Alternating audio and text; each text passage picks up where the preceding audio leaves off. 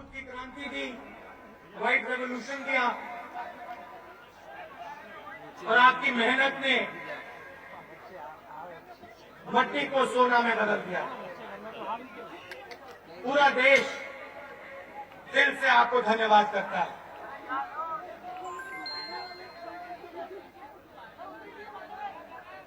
मैं आज आपसे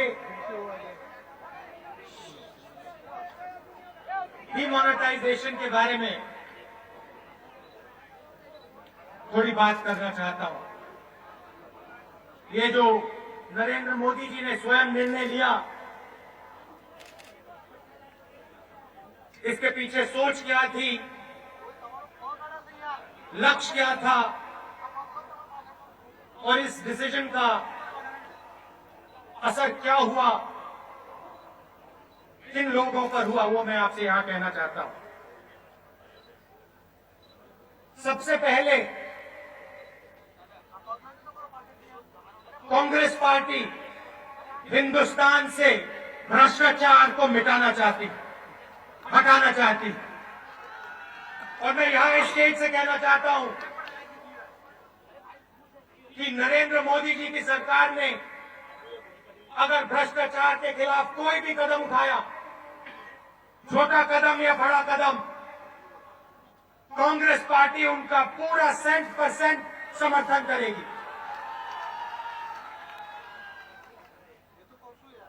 मगर डिमोनेटाइजेशन का जो निर्णय था वो ना काले धन के खिलाफ था और ना भ्रष्टाचार के खिलाफ। वो हिंदुस्तान के 99% ईमानदार, गरीब, मेहनती लोगों के खिलाफ निर्णय था।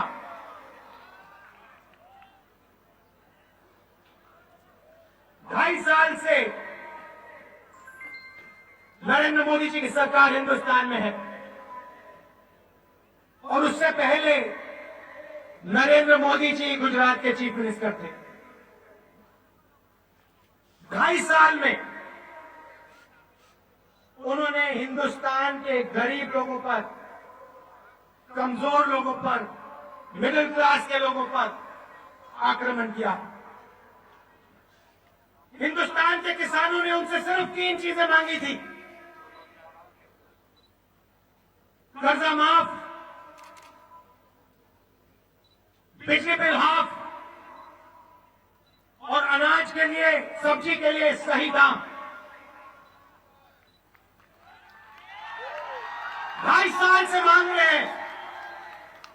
हर रोज कोई ना कोई किसान आत्महत्या करता है। पंजाब में, हरियाणा में, गुजरात में, राजस्थान में हर रोज किसान के परिवार डर के जीते हैं।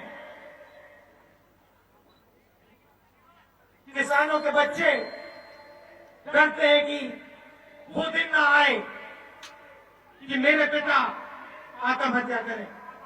उनको अपना भविष्य नहीं दिखाई दे रहा है। और नरेंद्र मोदी जी क्या करते हैं?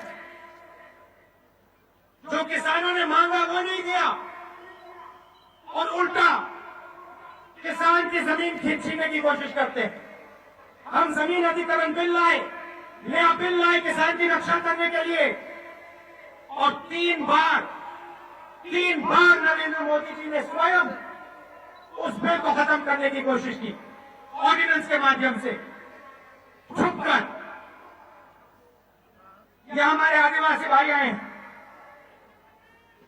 मध्य प्रदेश में, छत्तीसगढ़ में, झारखंड में बीजेपी की सरकार, आदिवासियों से वो जल, जंगल और जमीन छीनने का काम करते हैं और कोई भी आदिवासी अपने हक के लिए खड़ा हो जाए, कोई भी आदिवासी अपनी जमीन को बचाने की कोशिश करे, अपने जल के लिए लड़े तो उसको गोली से गिरा मारते। मजदूरों का नरेंद्र मोदी जी ने पार्लियामेंट हाउस में, लोकसभा में हमारे सामने मजाक उड़ाया। पूरे देश के सामने उन्होंने कहा मजदूर गड्ढा खोदते हैं, गड्ढा खोदते हैं। नरेंद्र मोदी जी हिंदुस्तान का मजदूर गड्ढा नहीं खोदता है, हिंदुस्तान को बनाता है, अपने खून पसीने से बनाता है। आपने उनसे नरेगा छीना, नरेगा का मजाक उड़ाया, और यहां गुजरात की मैं बात करता हूं, दलितों को आप यहां पे मारते हो, कुचलते हो, डर के रहते हैं। वो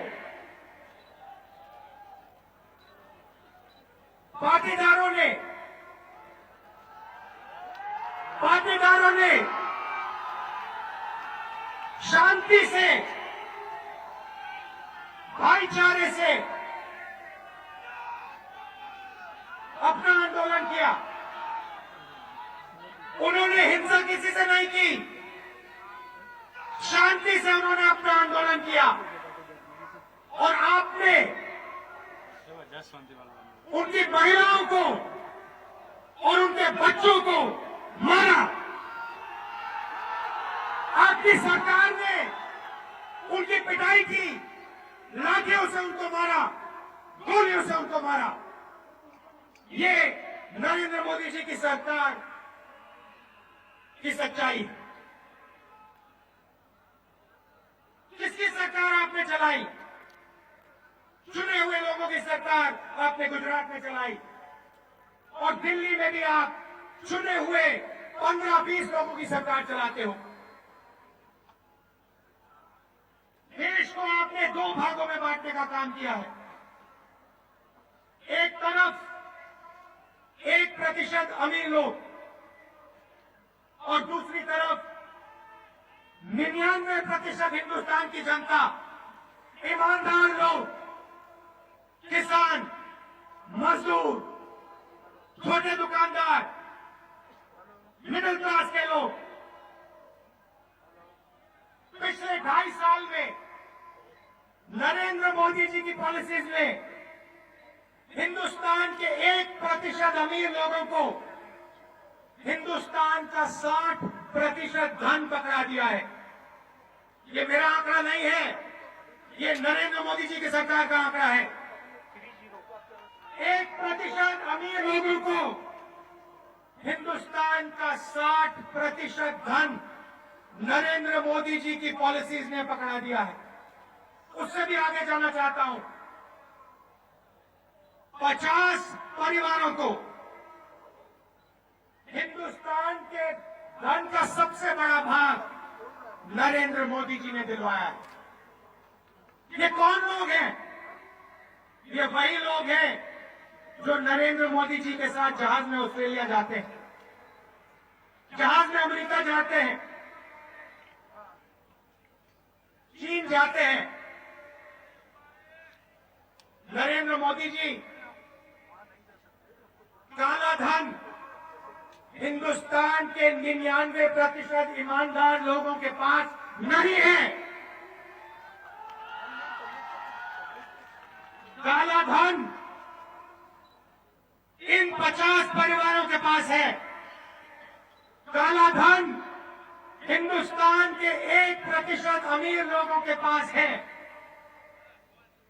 काला धन क्या है और कहां है? All cash is not black, and all black money is not in cash. Hindi में सारा कैश काला धन नहीं है और सारा काला धन कैश में नहीं है।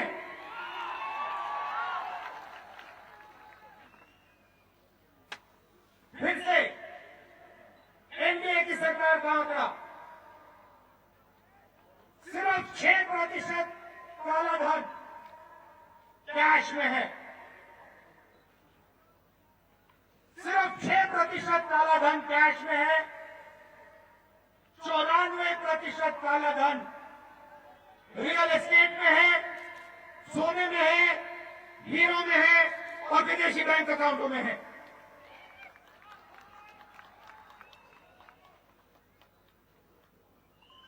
1% अमीर लोगों के पास है।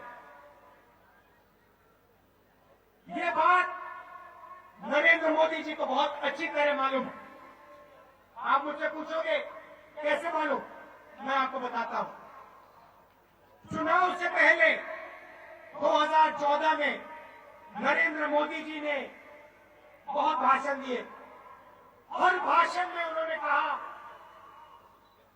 कि हिंदुस्तान का काला धन विदेशी बैंक अकाउंटों में है। लाखों करोड़ रुपया लोग चोरी करके विदेश ले गए हैं। स्विट्जरलैंड में, बाकी देशों में बैंक अकाउंट में पड़ा है। नरेंद्र मोदी जी ने वायदा किया था कि वो इस पैसे को वापस लाएंगे। हर बैंक अकाउंट में 15 लाख रुपए डाल के दिखाएंगे। नरेंद्र मोदी जी ने कैश की बात नहीं की थी। नरेंद्र मोदी जी ने विदेशी बैंक अकाउंट में जो डॉलर्स हैं उसकी बात की थी। और ये सच्चाई है, ज्यादा से ज्यादा काला धन विदेशी बैंक अकाउंट में है। अब मैं आपसे एक सवाल पूछना चाहता हूं,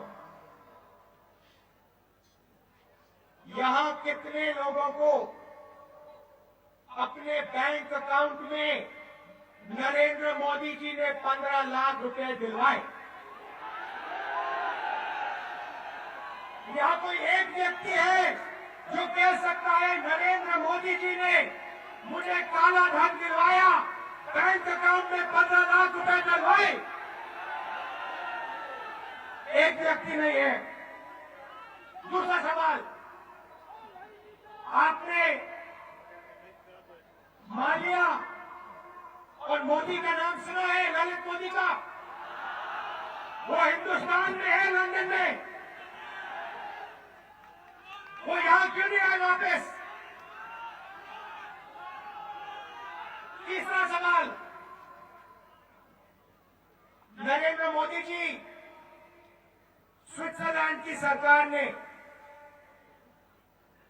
आपको स्विस बैंक अकाउंट होल्डर्स की लिस्ट दे रखी है। स्विट्जरलैंड की सरकार ने नरेंद्र मोदी जी को सब नाम भेज रखे हैं स्विस बैंक अकाउंट होल्डर्स के। हम जानते हैं क्योंकि पार्लियामेंट में हमने यह सवाल पूछा है और उन्होंने ये हमें बताया है। नरेंद्र मोदी जी, आपके पास वो लिस्ट है, उन चोरों के नाम आपके पास है। वो नाम आपने पार्लियामेंट में रखे क्यों नहीं? वो आप पार्लियामेंट में नाम क्यों नहीं रखते हो? उन लोगों को आप बचा क्यों रहे हो? आप जवाब दो हमें। डीमोनेटाइजेशन के बाद नरेंद्र मोदी जी की सरकार ने विजय माल्या जी को 1200 करोड़ रुपए की टॉफी खिलाई। 1200 करोड़ रुपए का उनका कर्जा माफ किया। आप हमें बताइए, इस चोर का आपने पैसा क्यों माफ किया?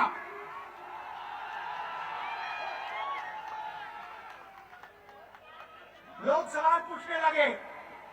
जहां भी मैं जाता था लोग कहते थे भैया नरेंद्र मोदी ने झूठ बोला। मुझे पकड़ के कहते थे राहुल जी, मेरा 15 लाख रुपए कब आएगा? मेरा 15 लाख रुपए कब आएगा?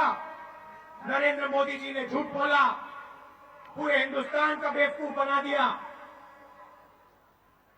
लोगों के दिल में ये आवाज उठने लगी। नरेंद्र मोदी जी को घबराहट हुई और उन्होंने एक नया ड्रामा शुरू किया, एक नया event, mega event, surgical strike on corruption, काले धन पे सर्जिकल स्ट्राइक।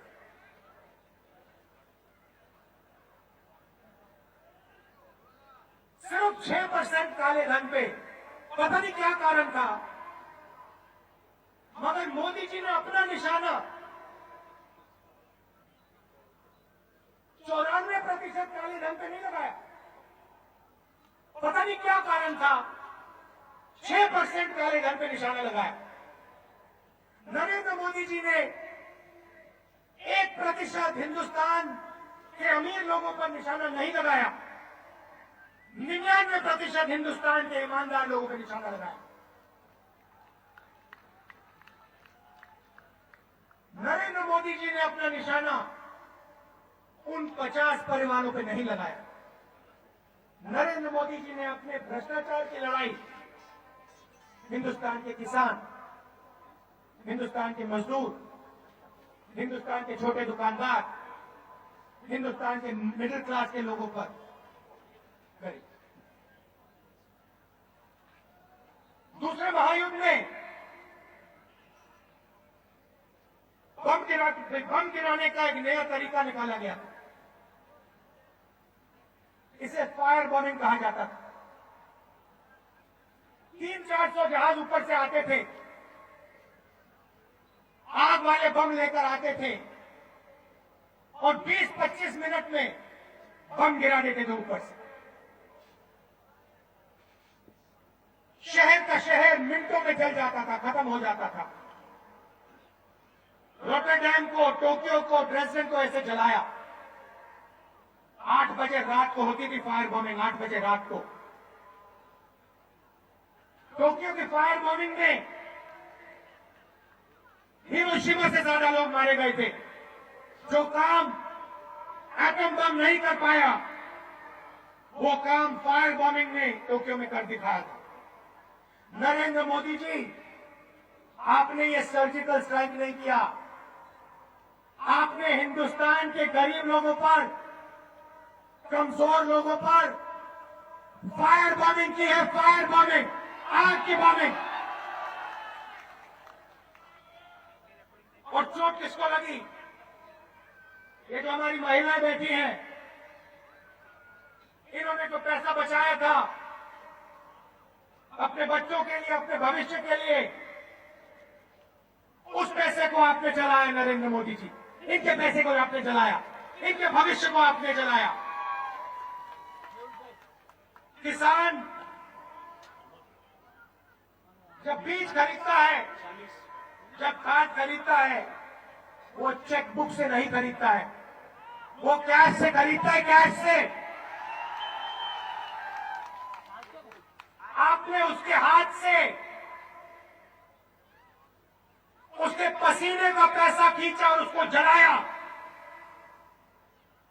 जब मजदूर काम करता है, दिन भर अपना पसीना देता है, मोदी जी उसे डेबिट कार्ड में पैसा नहीं मिलता, उसे कैश में पैसा मिलता है। कैश में उसके कैश को आपने जलाया। आपने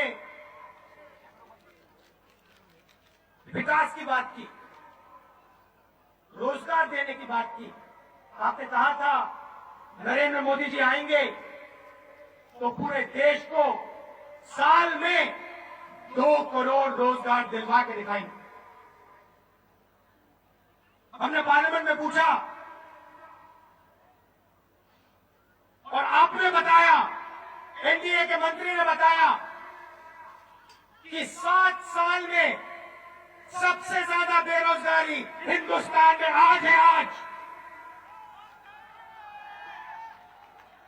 आपके डिमोनेटाइजेशन ने, आपके फायर बॉम्बिंग ने गुजरात में कंस्ट्रक्शन की इंडस्ट्री को खत्म किया, इंजीनियरिंग की इंडस्ट्री को खत्म किया, टेक्सटाइल की इंडस्ट्री को खत्म किया, पावरलूम की इंडस्ट्री को खत्म किया, हीरो की इंडस्ट्री को खत्म किया, ट्रांसपोर्ट की इंडस्ट्री को खत्म किया। और जो सफेद दूध की क्रांति लाई थी, गुजरात की महिलाएं लाई थी, उस पर आपकी नोटबंदी ने चोट मारी।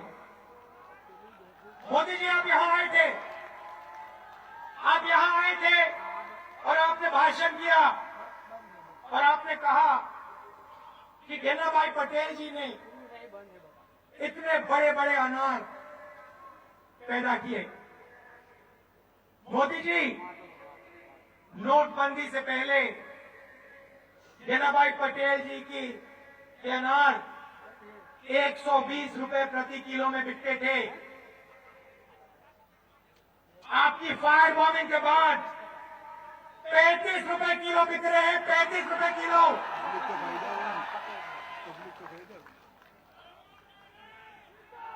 फिर आपने ये फायर बॉम्बिंग की, फायर बॉम्बिंग की इसका कोई ना कोई लक्ष्य तो होगा।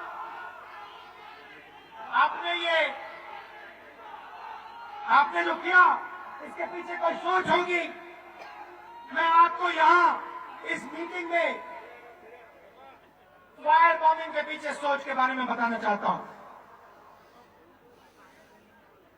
किसान या मिडिल क्लास का व्यक्ति अगर बैंक से लोन लेता है और पैसा वापस नहीं देता है तो उसे जेल में डाल दिया जाता है, उससे उसकी प्रॉपर्टी छीन ली जाती है, उसका घर छीन लिया जाता है। मगर अगर हिंदुस्तान के 1% अमीर लोग बैंक से लाखों करोड़ रुपया लें और वो पैसा वापस ना दें तो उन्हें चोर नहीं कहा जाता, उन्हें डिफॉल्टर कहा जाता है, उसे नॉन परफॉर्मिंग एसेट कहा जाता है। इन 50 परिवारों ने, इन 1% अमीर लोगों ने हिंदुस्तान के पब्लिक सेक्टर बैंक से लाखों करोड़ रुपया लोन लिया और आज बैंक का 8 लाख करोड़ रुपया, 8 लाख करोड़ रुपया उन्होंने ले रखा है, वो वापस नहीं दे रहे। 8 लाख करोड़ रुपया मतलब 35,000 करोड़ रुपए का नरेगा चलता है एक साल का। आप अंदाज लगा दो 8 लाख करोड़ रुपया कितना होता है। नरेंद्र मोदी जी चाहते हैं कि 8 लाख रुपया इनका कर्जा माफ हो। बैंक बंद पड़े हुए हैं, इस 8 लाख करोड़ रुपए के कारण बैंक लोन नहीं दे सकते। नरेंद्र मोदी जी को इन लोगों से 8 लाख करोड़ रुपए लेना चाहिए, मगर नहीं ले सकते हैं क्योंकि इन्हीं लोगों ने नरेंद्र मोदी जी को बनाया, इन्हीं लोगों ने नरेंद्र मोदी जी की मार्केटिंग की, इन्हीं लोगों ने नरेंद्र मोदी जी को प्रधानमंत्री बनाया। तो नरेंद्र मोदी जी इनसे पैसा नहीं ले सकते हैं। तो नरेंद्र मोदी जी ने एक नया तरीका निकाला बैंक को चालू करने का, 8 लाख करोड़ रुपए को माफ करने का एक नया तरीका, डिमोनेटाइजेशन।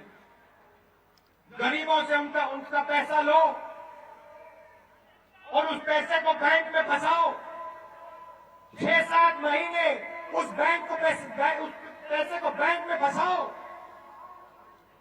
और गरीबों के पैसे के बल पर 8 लाख करोड़ रुपए माफ करवाओ।